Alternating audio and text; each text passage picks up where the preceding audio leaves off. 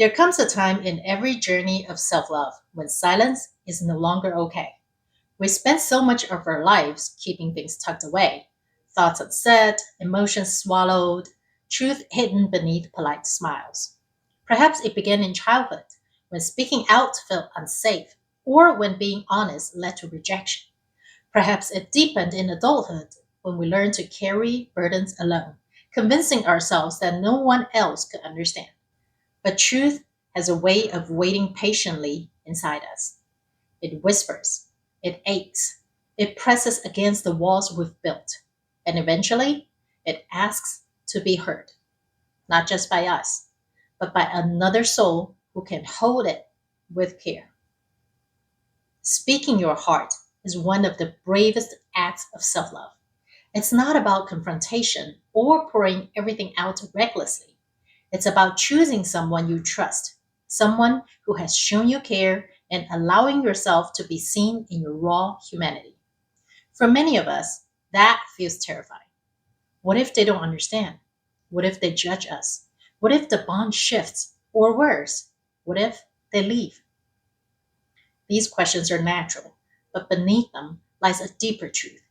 The fear is really about us, about whether we believe our truth deserves to exist outside of us, about whether we dare to be loved, not for the mask we wear, but for the naked self beneath.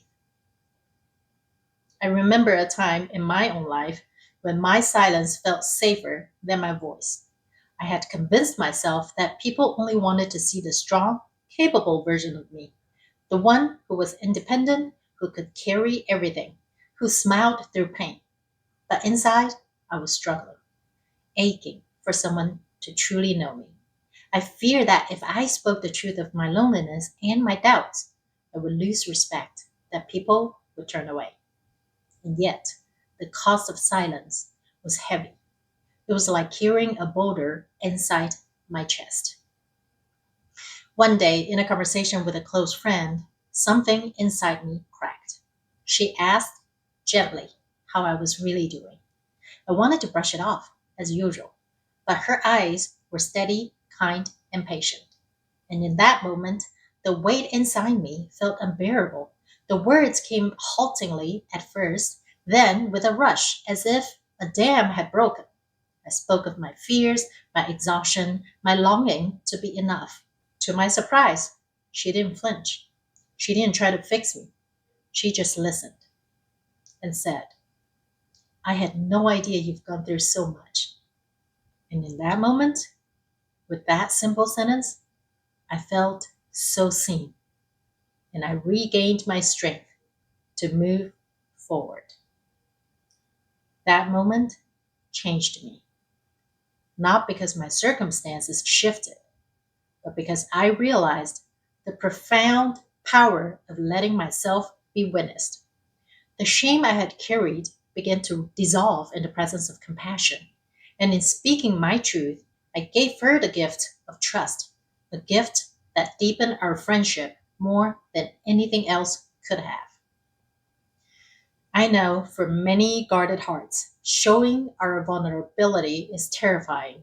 But this is what happens when we dare to speak our heart. We create bridges, we create intimacy, we create space for love to be real, not based on pretense, but on truth. Sometimes the truth we need to speak is something tender, an unspoken gratitude, a memory we've held close, a piece of ourselves we long to share. Other times, it's something heavy, a hurt we've carried, a boundary we need to set, a fear that has lived in silence for far too long. Whatever it is, speaking it aloud transforms it. What was once a private burden becomes a shared reality. And in that sharing, we are reminded that we are not alone. Of course, not every person in our lives can hold this space. Choosing who to trust with your truth is an act of discernment. Look for those who have shown you kindness, who listen without rushing, who respect your boundaries. It doesn't have to be perfect. It rarely is, but it should feel safe enough to try.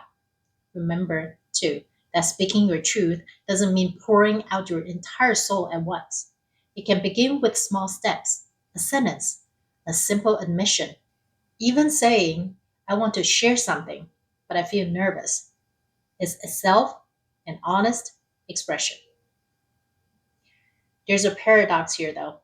The very act of expressing your vulnerability often strengthens the trust between you and the other person. Because when you open your heart, you invite them to open theirs. When you say, Here I am, you give them permission to say, Here I am too. In this way, truth telling is contagious. It creates more authenticity in your relationships and in your life. But what if you've tried before and been met with rejection, dismissal, or even betrayal? That pain is real, and it can make the idea of speaking your truth again feel unbearable. It's probably why those guarded hearts remain guarded. If that is your story, I want to honor it. And I want to say this gently. Your truth is still worthy. The problem was not that you spoke, but that the person you chose could not hold it. Sometimes people's reactions reveal their limitations, not your worth. And part of this practice is learning to choose wisely, to place your truth in hands that will not crush it. There's another layer here too. Speaking your truth isn't only for the other person, it's for you. It's an act of reclaiming your voice, of saying, I will not silence myself anymore. Even if the words tremble, even if your throat tightens, even if you cry, every time you speak your heart, you reinforce the truth that your voice matters. You matter.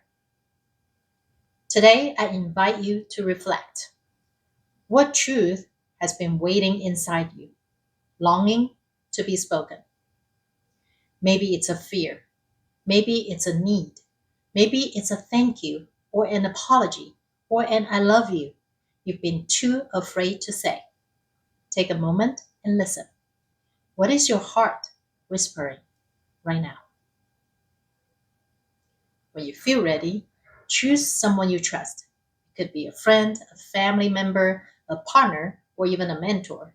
If speaking face to face feels too much, you might write them a letter, or record your voice, or send a message that says, There's something I'd like to share. There is no one right way. The courage lies not in the method, but in the choice to no longer keep your truth locked away. And when you do speak, allow yourself to notice what happens inside you. You may feel relief or tenderness or even a kind of grief that finally has space to breathe. You may feel closer to the person, or you may simply feel lighter for having said what needed to be said. Whatever the outcome, you will have taken a step deeper into authenticity. You have told the universe, I'm here in all my humanness, and I'm not afraid to be seen. Remember, too, that speaking your heart doesn't always have to be dramatic. Sometimes it's as simple as saying, I appreciate you, or that hurt me, or I need rest. These small truths, spoken consistently, shape a life of integrity and intimacy. They teach the people around us how to love us better. And they remind us again and again that we're worthy of being heard. If there's only one thing I take away from my recent breakup, obviously there's way more than just one, but the most important lesson I've learned is that it's okay to teach others how to love me better, especially when they want to but don't know how. The journey of self love is not only inward, it's also about how we show up in connection. Silence can keep us safe, but it can also keep us separate. Speaking our heart builds the bridges that allow love to flow freely between us and others. And it affirms the deepest truth of all, that we're not meant to walk this journey alone. So today, let your voice be part of your healing. Speak your heart, even if softly, even if imperfectly. And let yourself be reminded that your truth, once shared, can become the soil where deeper love and trust grow.